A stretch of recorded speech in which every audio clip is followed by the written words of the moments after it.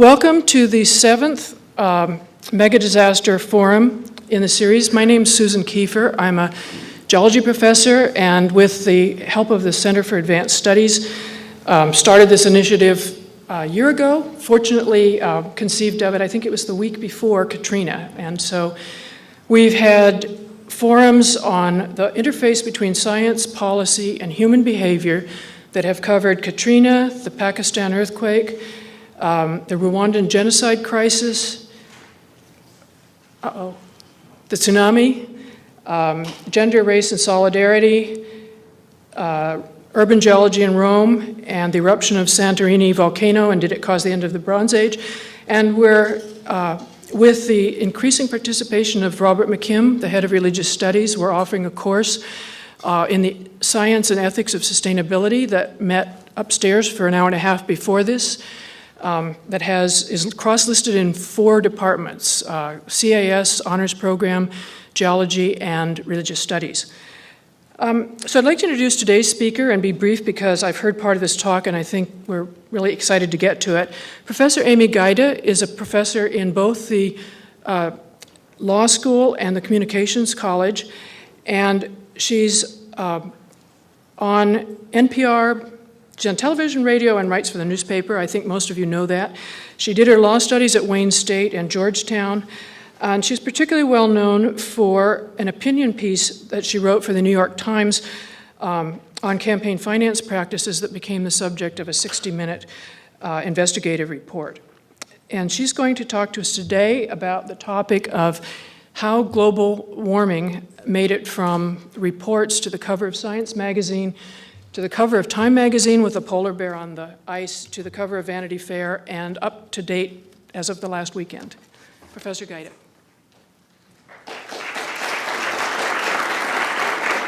I want to thank you all for being here. I'm going to talk for about 40 minutes, and then afterwards I'm going to take some questions. And I apologize for sipping water throughout, I'm sure, since I'm talking for 40 minutes.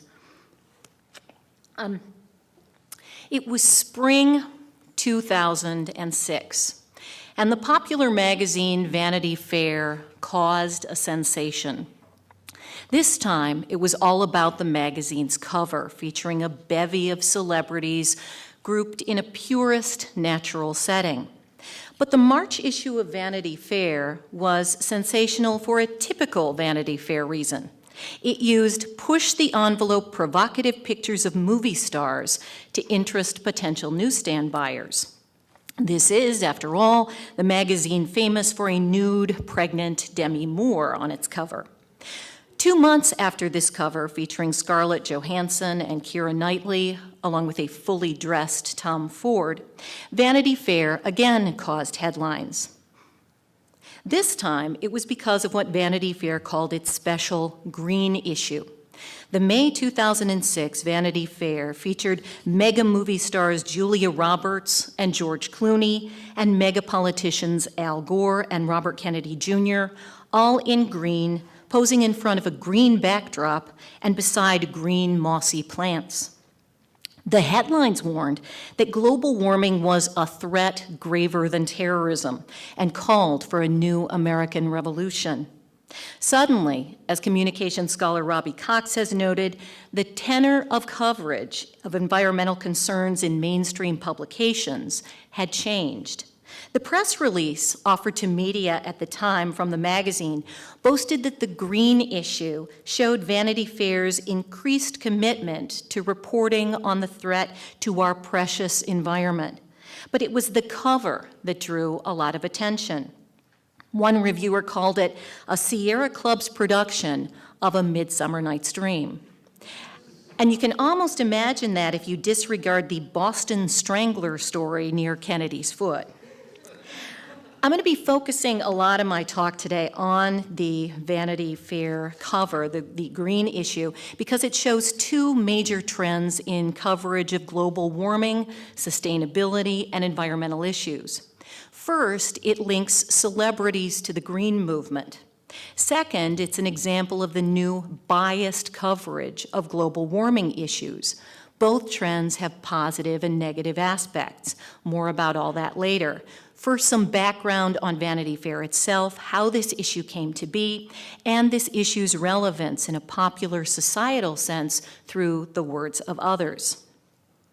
Vanity Fair is a publication with a decidedly celebrity focus. It's sort of like a People magazine for a snootier crowd. One person I spoke with called it high-end tabloid journalism, but that goes a little bit too far for me because I read it. Its total average paid circulation is 1.2 million plus, with an audience of 5.6 million readers per issue. It is mostly a female readership, and approximately half of its readers make more than $100,000 per year.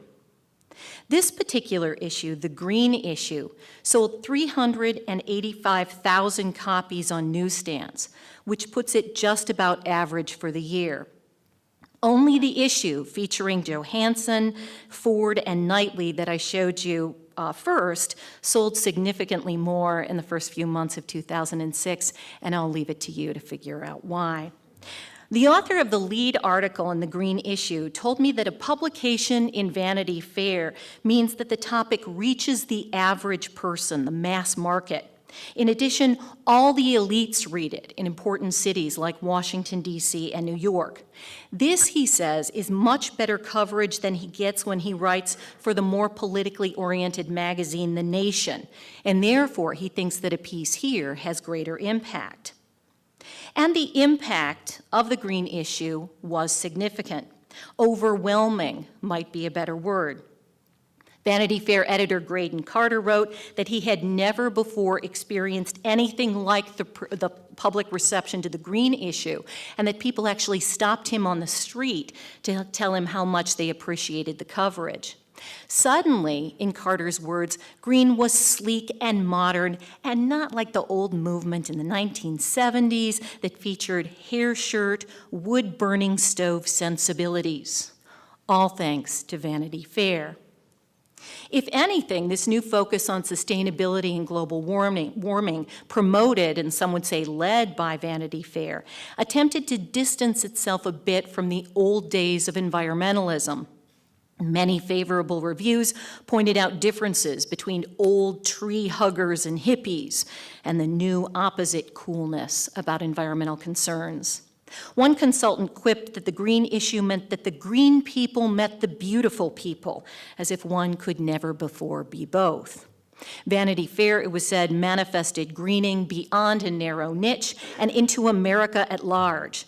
Others mentioned the issue in writing that it was possible to celebrate Earth Day finally without being a loser.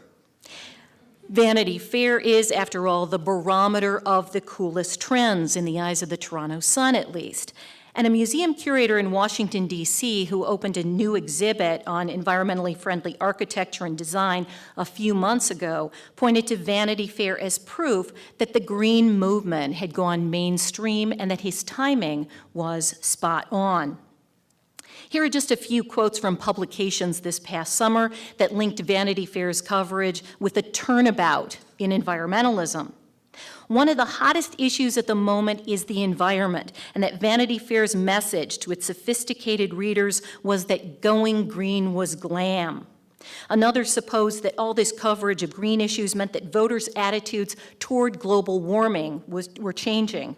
The Chicago Tribune proclaimed in August that it's cool to go green, just about the time that the New York Post quoted a publisher who said that the green movement had suddenly gone mainstream.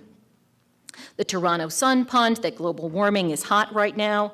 One blog called it a Hollywood trend that melting ice caps are way hotter than any other cause in Tinseltown.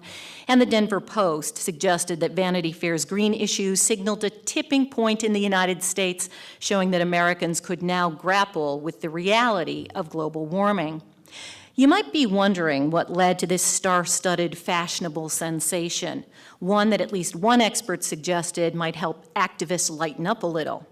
2 words: Hurricane Katrina. When I spoke with Mark Hertzgaard, the author of the lead article in the green issue, he told me that he'd pitched the idea for an article about global warming to Vanity Fair and its editor, Graydon Carter, way back in December of 2004, long before Katrina hit. Vanity Fair and Carter liked the idea, but didn't jump at it at all and kept tabling the topic. Carter, for one, was very worried that it would be dull and boring, and suggested that the author make it so it wouldn't be. The whole issue lingered for months, and Hertsgaard threatened to take his article elsewhere. Then Hurricane Katrina hit, and Graydon Carter called Hertsgaard almost immediately and told him to come to New York as soon as possible. They wanted the story. The green issue was born, and it would not be dull and boring. Let's take a peek inside.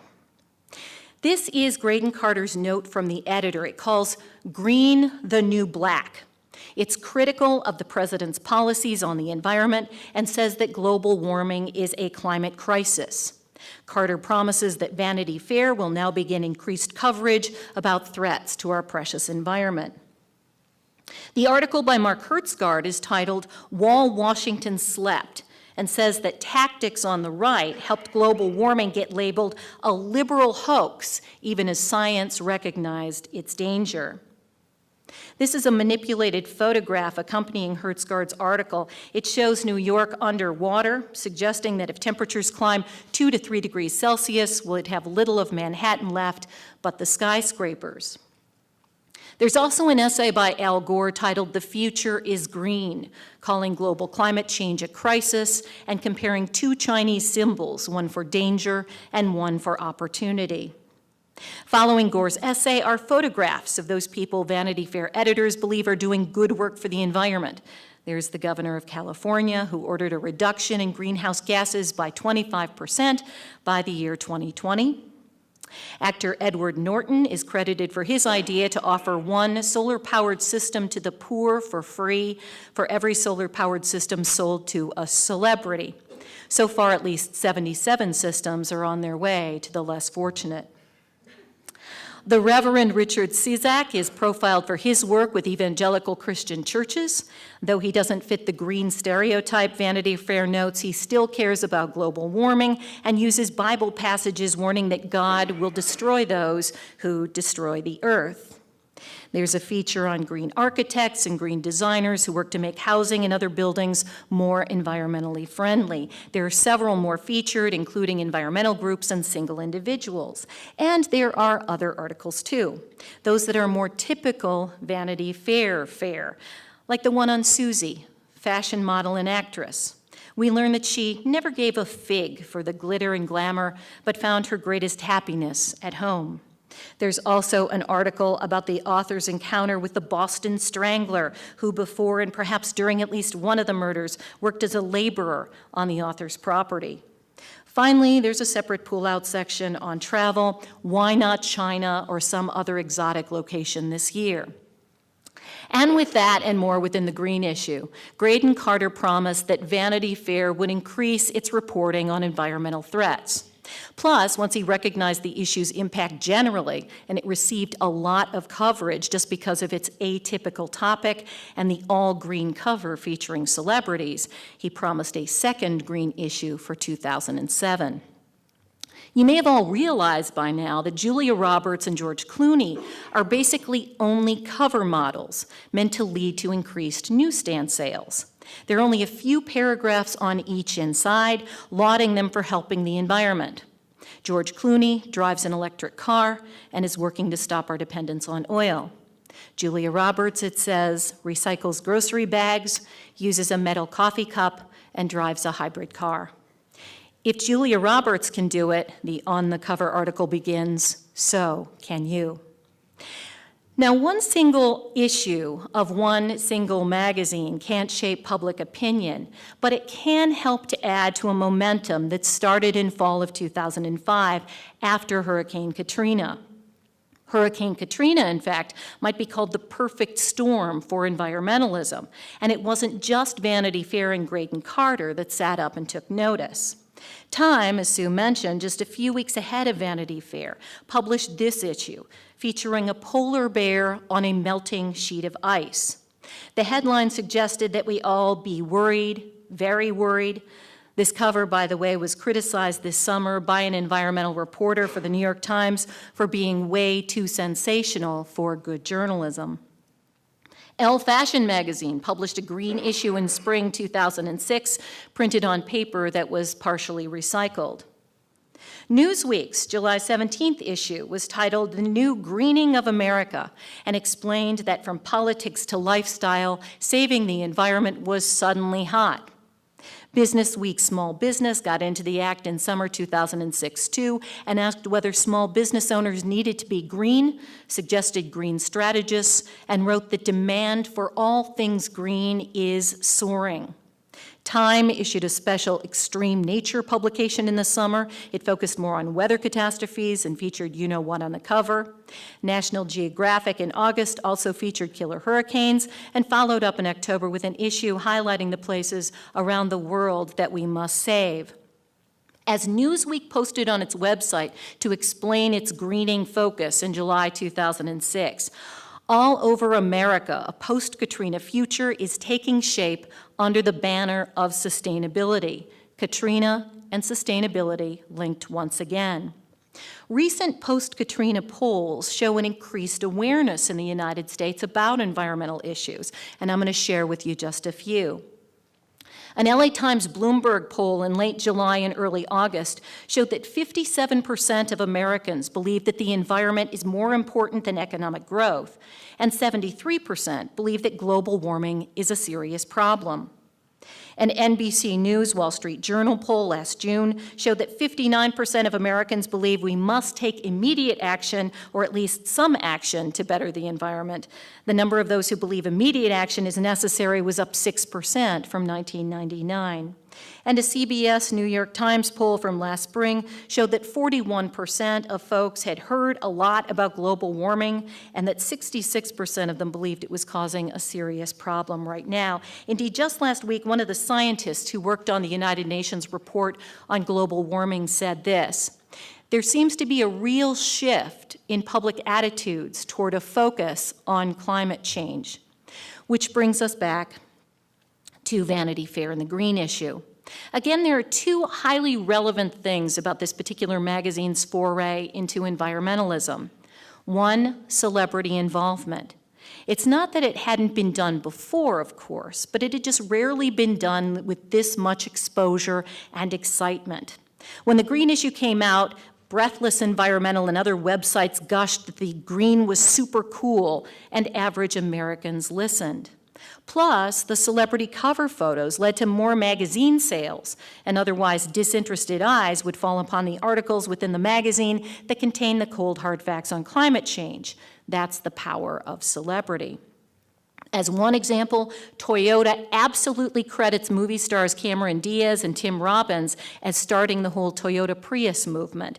The two showed up at the 2003 Academy Awards driving separate Priuses, and as Toyota told the San Francisco Chronicle, that was the type of advertising money could not buy. Second, the green issue is evidence of a major shift in environmental reporting, as others have noted. Robert Kennedy Jr. complained at Vanity Fair's green issue party that the press had been negative and indolent in the past, and that had been the environmental movement's biggest problem. Indeed, a study published in 2003 showed that coverage of global warming offered a far more balanced look at global warming than science warranted. Major newspapers in the United States gave very equal voice to those who believed and those did not believe that global warming was occurring. This is key because most of the members of the public get their science information from the media. The two authors suggested that the journalistic norm of balance in coverage, giving credence and voice to all sides so as not to appear biased, led to this problem. Here's the chart showing what they found. Much coverage from 1988 to 2002 offered a both sides way of reporting. 78.2% of stories were balanced accounts of global warming, acknowledging those who believed in global warming and those who didn't. I took a quick look at coverage of global warming myself to try to gauge not the depth of coverage as the Boykoff study did, but to see whether it had increased markedly over the years. My decidedly surface research confirms the coverage trends from the earlier study, especially an increase in the late 1980s, and everyone's sense that global warming is receiving more coverage today. I took a look at the phrases global warming and sustainable environment as used in news publications available in the LexisNexis database. Granted, the database isn't complete, but it contains many publications during the time, and if not full articles, then abstracts of articles. Both phrases were used more frequently as the years passed. In the 1980s, global warming was used more than 5,000 times, and the earliest uses were in publications outside the United States. It's been used at least 3,000 times in every year since 1990. In 2006, it was used more than 3,000 times each month. The database would only allow me to pull up 3,000 articles at a time. Sustainable environment has showed a similar climb. In the 1980s, it was used only 22 times, and mostly by publications outside the United States. And in 2006, it was used in 942 stories. I think it's significant that we saw those two key phrases in media of all sorts considerably more in 2006 than we did even in the early to mid-1990s. They've become a part of our lexicon, and this quick search helps prove growing mention, at least, of the issues in the popular press. I also checked the Google Trends search page and searched for the phrase global warming. The trend in searches for those words was up in 2006 and significantly in spring, around the time of the green issue, and toward the end of last year during a very warm December. Google says this product is still in development, so these numbers could change, of course. So it appears that we're both more interested in global warming and that we're able to read more about it. And there's a nice way to do a quick check of coverage of global warming, both in terms of balance and amount of coverage after last week's announcement on climate change from the United Nations Intergovernmental Panel on Climate Change. As you know, the group announced that global warming is clearly occurring and that temperatures will increase by at least 4.5 degrees by the year 2100 and cause massive species extinction and melting ice sheets, to quote the Washington Post, unless we reduce emissions. The scientists reportedly said they were 90% sure that global warming was due to human-generated greenhouse gases.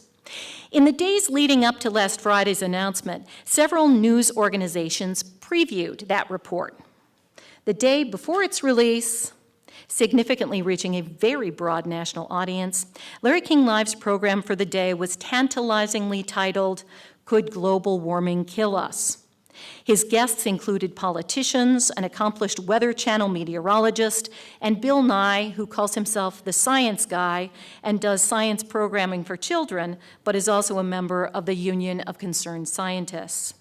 By 8:30 a.m. Central Time on last Friday, the story was the lead story on the New York Times website. To attract even more interest, the New York Times published a picture of a seal showing itself through melting ice. You can see that there. That's the lead story right under the masthead.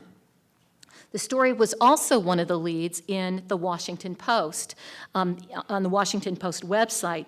Here in the middle column, the second story down. And also the Chicago Tribune gave it prominent play by 8:30 a.m. on Friday. There it's under the picture of the Super Bowl ad character. So it also received prominent play there.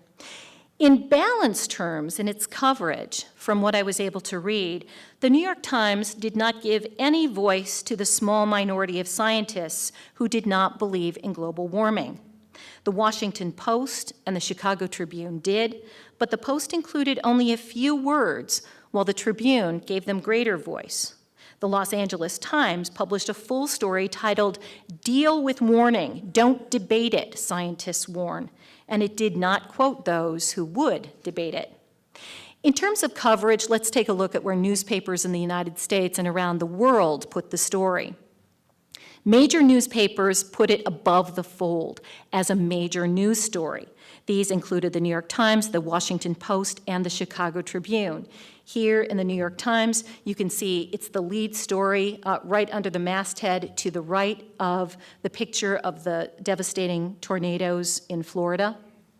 In the Washington Post, again, it's to the right, humans faulted for global warming, to the right of the picture of the devastating tornadoes. And finally, in the Chicago Tribune, the lead story above the fold, headline from Global Warming Report, U.S. feels heat.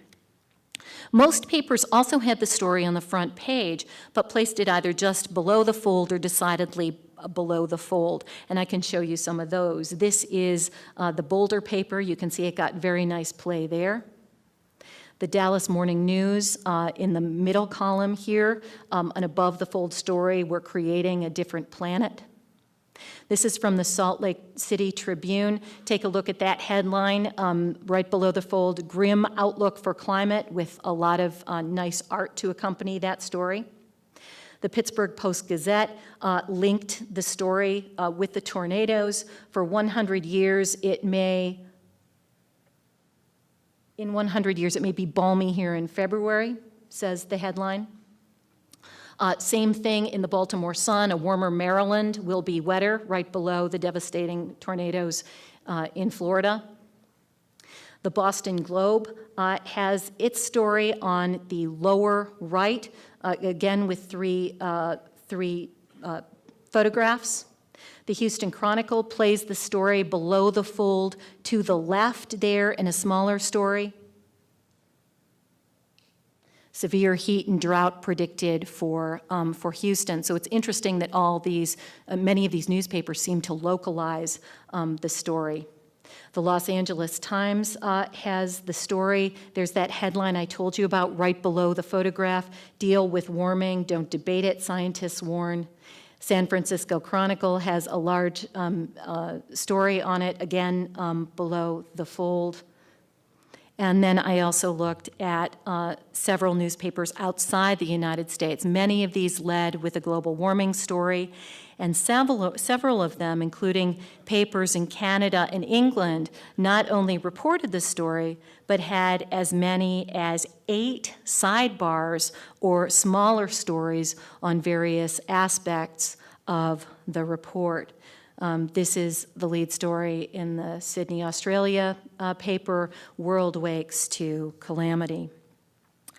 Is all this front page coverage really at its most basic then Katrina-driven? The founder of the Rainforest Action Network agrees with Mark Hertzgaard. He told the Grist environmental website, admittedly before the most recent report, that Katrina alone triggered the rush to report more fully on global warming in glossier, more mainstream publications. Katrina, he said, hit us and reporters straight in the solar plexus. Katrina, in turn, led to Vanity Fair sitting up and taking notice. We might have Vanity Fair to thank for it all, maybe, but some would argue that Vanity Fair is not the highest and best publication to promote any environmental movement. That's because of the backlash against 2 of the main pro-Vanity Fair points I made earlier. Vanity Fair brings celebrities into the environmental picture, and Vanity Fair isn't exactly a well-recognized science magazine. Celebrities can be a problem when they take on any issue. As the president of Unboundary, a strategic consulting company that specializes in green issues, told me, if a client came to him and wanted to use a celebrity endorsement in an environmentally focused campaign, he'd advise against it. Corporations, he told me, must be totally authentic before consumers and other businesses will believe them and believe in them.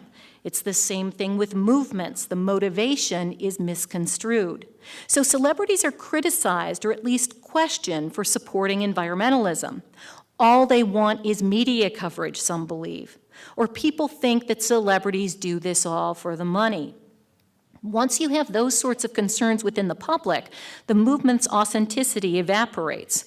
Plus, you're only as good as long as your celebrity spokesperson remains good. Credibility can vanish when a celebrity falls after attaching himself to your company star. And indeed, the sniping about the celebrities started almost immediately upon publication of the green issue. Here's what some bloggers wrote. Celebrity messengers have no clothes when it comes to practicing conservation, and it's all for show. And this, the main thing to remember about celebrity greens is that they think conservationism is something that should be practiced by everybody else, those not as important as they are. And the bitter question for green issue editors, has a writer or a scientist ever graced the cover of Vanity Fair?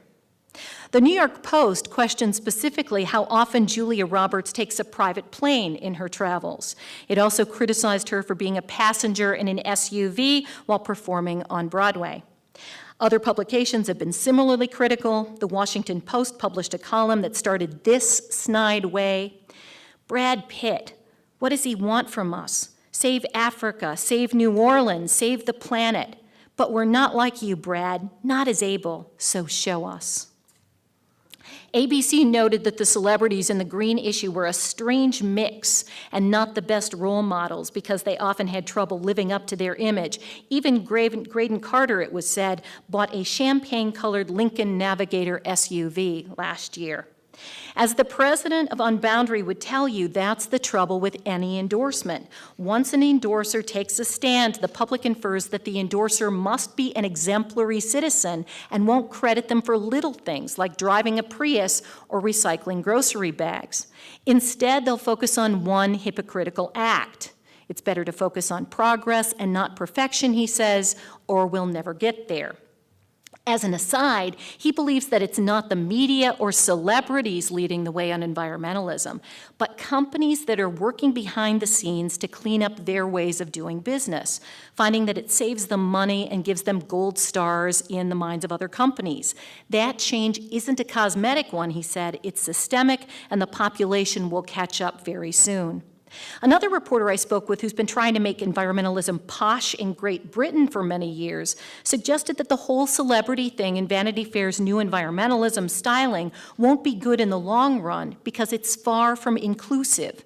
If things get too posh and aren't balanced enough for the average person, she worries, everyday people won't think of the movement as pertaining to them. She's worried that issues like Vanity Fair spread the perception that if you want to be green, it really helps if you're minted. That hints, then, at backlash against the magazine itself. Some charge that the green issue didn't promote the right green people. Others criticized editors for not using recycled paper for this particular issue. One critic, quoted in the Toronto Sun, charged that this issue alone generated over 4 million pounds of greenhouse gases, 13 million gallons of wastewater, 1.7 million pounds of solid waste, and used more than 2,000 tons of pulp. Those sorts of criticisms led ABC News to warn that Vanity Fair's environmental issue sends mixed messages.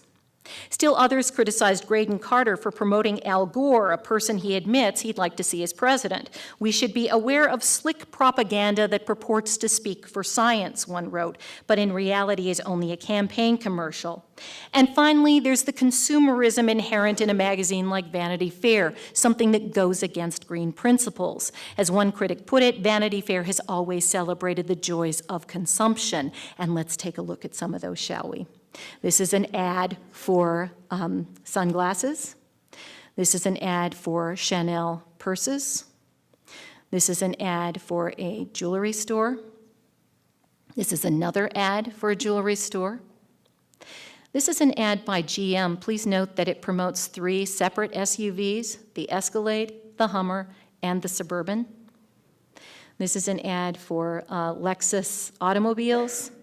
And why not take a cruise on a yacht? Here are the statistics for Vanity Fair's green issue in advertisement terms. There are nearly the same amount of pages of ads as there are of non-ads, some of which are articles and some of which are the masthead and other pages. I included as non-ad pages those with partial ads, like a third or a quarter of a page. Another thing of interest, only a few of the ads were for nonprofits, most celebrated a luxury lifestyle. This all led Friends of the Earth to tell a newspaper that it's quite ironic that a magazine which champions the most destructive lifestyles is now majoring with green issues. But he noted the Vanity Fair green issue may ultimately serve a purpose by showing that the tide has turned in favor of environmentalism and that even the most glamour-hungry consumer may now realize that green doesn't have to mean endless lentils and cardboard shoes. What does the future hold? From the people I spoke with and the articles I've read, experts uniformly believe that we're very early on the arc of environmentalism today, and that we're not even 1/4 of the way up, and that journalism will continue to follow this trend in coverage. Mark Hertsgaard predicted that it'll be the overwhelming issue of the 21st century, but urged that scientists take advantage now and act to get coverage while current interest in the environment is high. In late 2006, in fact, the Knight Center for Environmental Journalism suggested ways in which reporters could catch the wave of environmentalism and drum up interest in these sorts of stories before they pitch stories to skeptical editors. Think visually, think fresh and localize. Stories about policy are complicated and boring and tricky, it warns, and suggests that editors will be more interested if reporters get into policy by showing it through the eyes of someone directly affected. And this tip, certainly to be frustrating for scientists facing a big issue, research and reporters, break it down. Are you writing about a big, clunky environmental issue? Use one character as an example and to invite readers into the story, and then provide a solution. It's no secret environmental journalists deal with depressing subjects. A story that suggests solutions shines brighter than other queries. There's also a whole section on the Knight Center website that's titled Justifying the Environmental Beat in a time when newspapers are cutting jobs, which is why in a journalistic sense, Vanity Fair's entry into environmental coverage is so significant.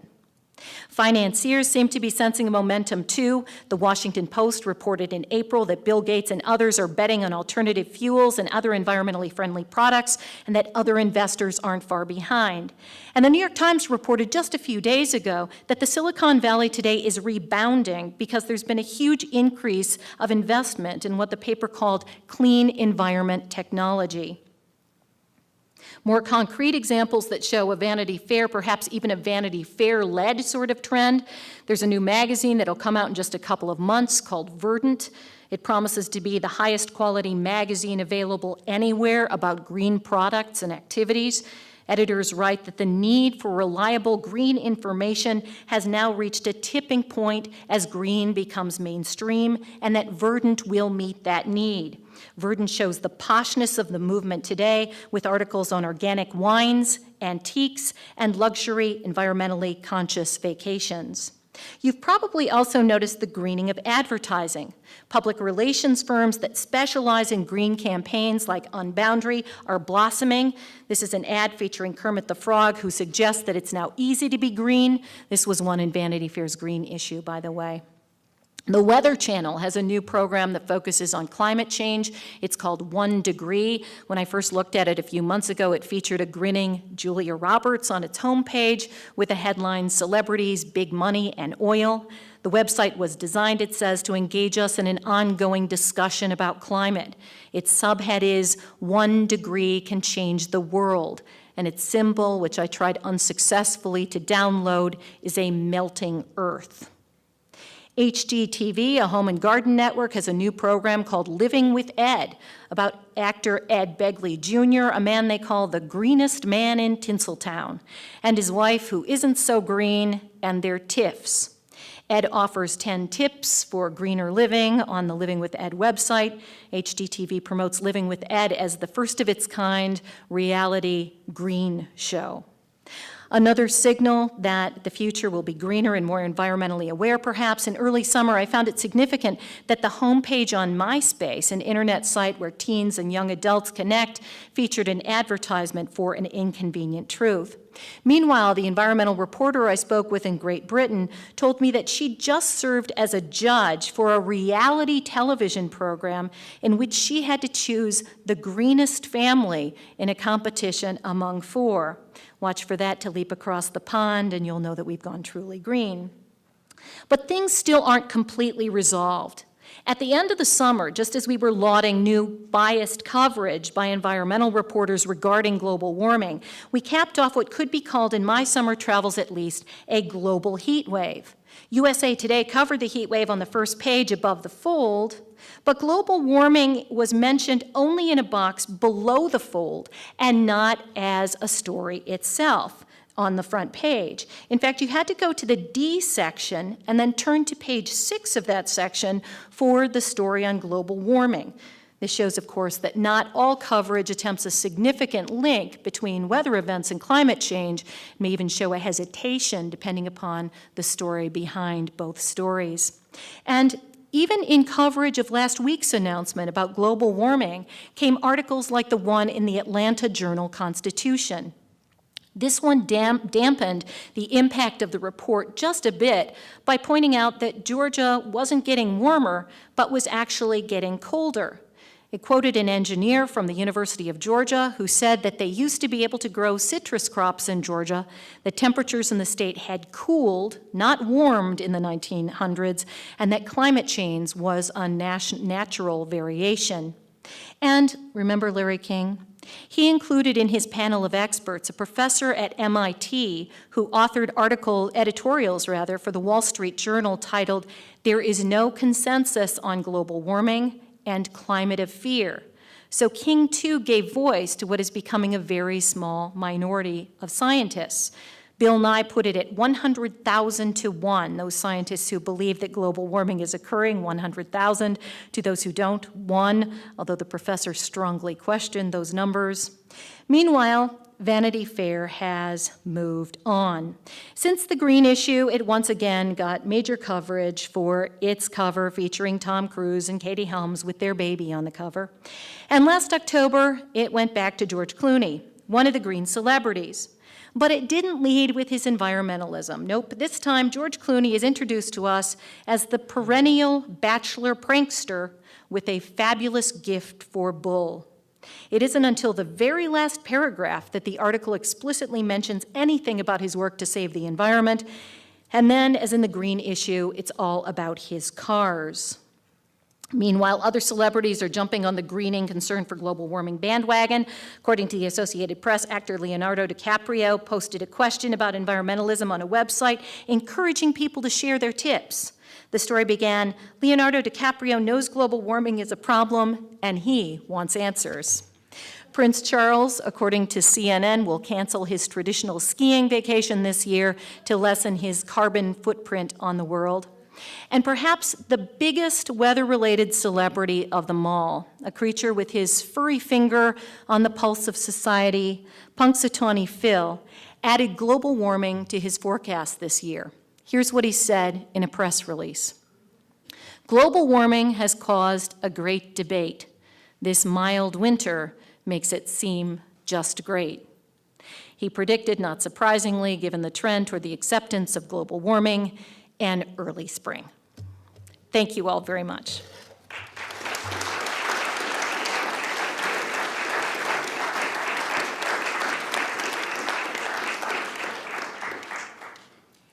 Amy will take questions, and my only function really is to ask if you could please use the microphone so that your questions and answers get on to the streaming video. And you will be able to see any of and all of the talks from this series on the Center for Advanced Study website. Questions? I'll let you take control.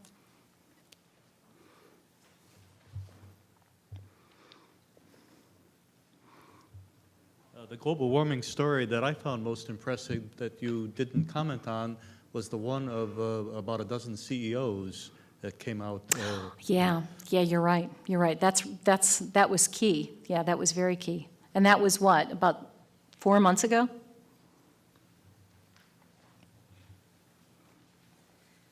Hi, Amy. I'm so glad that you gave this talk. And I'm also kind of sad because I wanted to write a talk exactly like this. And so it's great. But you sort of touched upon the fact that, that Vanity Fair might not be the right medium for reporting on environmental issues, and I would agree. And I also had a question for you, which is, do you think that there is potential harm done in reporting in the corporate media because I watched an Earth to America show. It was done, I think it was November 2005, and it was to raise awareness about global warming, but it featured like global warming dancers, and it was, it was everything but information as to what people could do on an individual level about global warming. And instead, what Lori David, wife of Larry David, suggested was to simply sign up on a website to do like a global warming march or virtual march. And so in a sense, I was thinking, and then of course they would cut to commercials where they had GM in their latest trucks.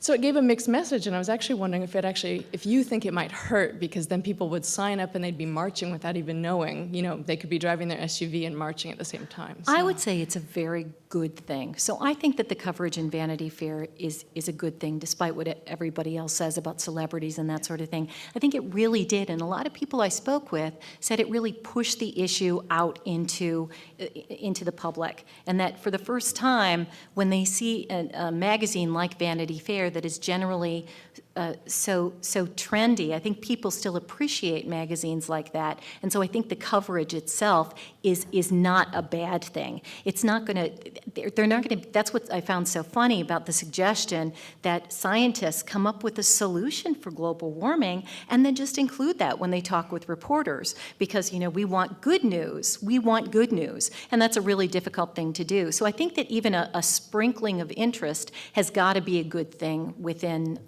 the public, be it celebrity or not, be it that newspapers and magazines and television programs are sponsored by these corporations that do push us to want to drive SUVs, for example. Right. Thank you. Sure. You mentioned the 2003 study about media, and it showed how the coverage up until 2003 had been fairly balanced, showing both sides of the debate, those scientists who agreed and disagreed with global warming and its seriousness. And then you went on to mention in the New York Times and Washington Post and other coverage of the IPCC report that very few of them mention the scientific minority, and it seemed to imply that you think that this might be a serious problem, but do you really think it's that much of a problem right now? No, I don't think it's a problem. Okay. I just think it's an interesting trend. So I know before that when you read these early stories, it's really amazing to read the early stories. The articles will absolutely give both sides complete equal time. I mean, almost down to the column inch. So, but now I found it surprising that the New York Times felt confident enough, and that's a good way to put it, felt confident enough not to include the minority of scientists. When I gave this talk at the Geology Society of America, people asked me, well, why do you think that Larry King feels it's necessary to bring someone on from the other side? And the reason why is in television, they generally want that conflict. So they want someone to charge up the other side, and so that's the reason why they invite the people on television. But you don't need that when you write something, or need that. Do we really need that anyway? But you don't have that as much in the New York Times, although the Post did it, and so did the Tribune. So I found that interesting too, that the Post at least felt it necessary to give one line to the other side, and that's what it was in the Post, in the Washington Post. Thank you. Hi. My question is actually quite simple. You keep pointing to Hurricane Katrina as sort of a propelling event in bringing this into the public eye, and I'm curious about whether you've done any sort of similar study about the tsunami, or whether you might want to speculate as to why Katrina and not the tsunami. I think the reason why is because we, in journalism, are taught to localize, and you saw all the stories that are localized then. We take this international report, and we explain the way it's going to impact Houston. And I think that that's probably the reason that this tsunami happened elsewhere, and Hurricane Katrina happened right here. And so suddenly, Graydon Carter begins to think, wow, maybe this global warming thing could induce people to buy magazines if we put some celebrities on the cover too. So I think that's ultimately the reason that the tsunami didn't have that same effect, because it happened over there in a journalistic sense, you understand, if we're going to localize. Probably, I think that if we started doing stories on the possibility of tsunamis here, and there are possibilities, right, that, that we would be accused of being sensational. And I think that's what journalists struggle with often. Okay, thank you. Sure. I just thought I'd make a quick comment. As a scientist who's been studying climate change for 25 years plus, the science community's been very irritated for years about the fact that the media tends to do this equality of both sides. And we've known from the assessments we've done of climate change that we got thousands of scientists on one hand and maybe 10 or a little more than that perhaps that are called skeptics in the media. In fact, it's not that the scientists mind the skepticism, but it's the way the skepticism is done. It's not a presentation of an alternative science view, actually. It's actually cherry picking at the science and making comments that generally make no sense, but the public doesn't realize that. And there are probably two issues there. The first is maybe the reporter doesn't fully understand the story.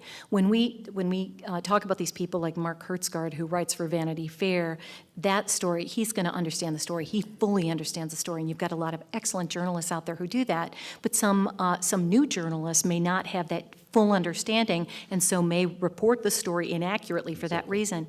The second thing that's happening is, as many of you probably know, we have an ethics code in journalism, and one of the things that's drummed into our heads as students and as professional journalists is that it's very important to give voice to the voiceless, to give equal time to the other side. And if a story is spun in that way, if a story is spun as a debate, and it's called a debate, then we're going to feel it necessary to bring in that other side, even if the other side is very small. So I think it's just recently that journalists have started to recognize, wait a minute, this is real, and it may have been Katrina that really started, that emboldened journalists to recognize that. Well, about 10 years ago, after it's the same people making this misinformation all the time, including Richard Lindzen, who was on Larry King the other night. Right. And in the community, we don't call those people skeptics. We call them confusionists because that's what we believe they do. And that's a good word for a journalist, too. Just one comment and then a question. The question about the tsunami, I think also another factor there is that the tsunami had nothing to do with climate. It was caused by earthquakes, which are a different phenomena, so there was really not as much of a tie-in. My question has to do with advertising.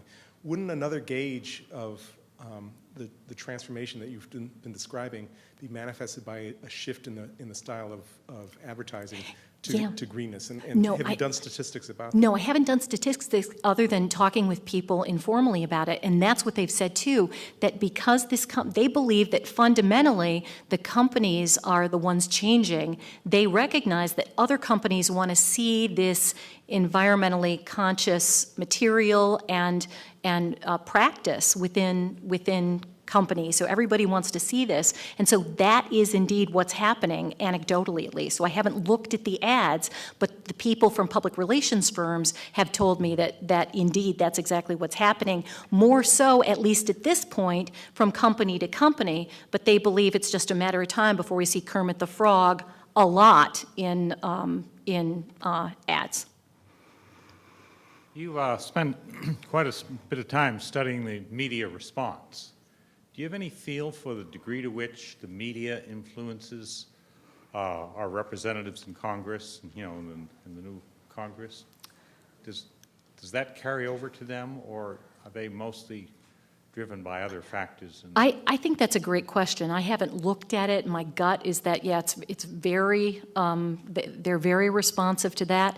I think that probably when they read, in fact, that's what Mark Hertsgaard told me, that he was excited to get this article in Vanity Fair because he felt that it would have more impact than his work in these fancier magazines that one would think members of Congress were reading. So he felt that Vanity Fair, the Vanity Fair placement, would actually have a greater effect and impact on politics for that reason.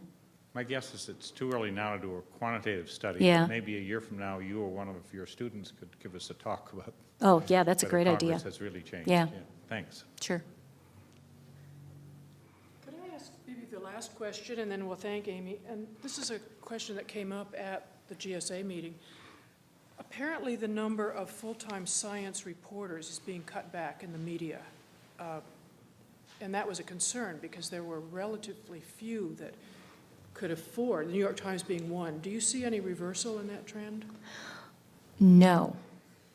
And that's because people are not reading newspapers and watching television news as much as they used to. I mean, it may be that as we go to the internet and these publications recognize ways of using the internet to gather those ad dollars, that we will have more environmental reporters being rehired. But the Philadelphia Inquirer, one of the people on the panel was a reporter, an environmental reporter for the Philadelphia Inquirer, and just about a month ago, perhaps even less than that, there was a huge cut at the Inquirer, and I haven't looked yet to figure out if he was one of the ones to go, but I know he was very worried about that possibility.